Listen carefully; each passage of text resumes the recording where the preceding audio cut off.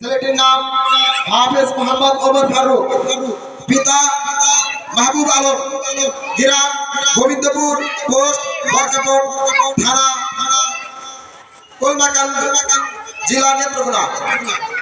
আমরা হাফেজ সাহেবের জন্য দোয়া করবো, আল্লাহ পাক রব্বুল আলামিন যেন যে কোরআন সে বুকে ধারণ করেছে সেই কোরআনের উপর আল্লাহ পাক রব্বুল আলামিন তাকে সারাটি জীবন চলার জন্য পথ ও পাথি হিসেবে কবুল মঞ্জুর করে আনি, সকলে বলি আমিন।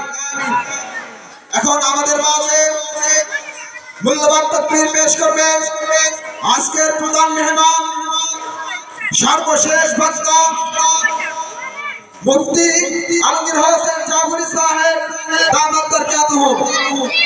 মুফতি আলমগীর হোসেন জাফরি সাহেব দামাত বরকাতুহু হযরতকে তার মূল্যবান তাকবীর পেশ করার জন্য সুবিনয় অনুরোধ জানানো হলো।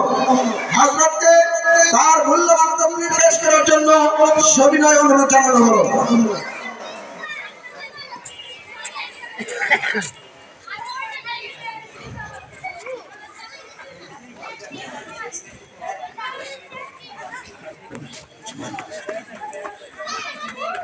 আসসালামু আলাইকুম ওয়া রাহমাতুল্লাহি ওয়া বারাকাতুহু।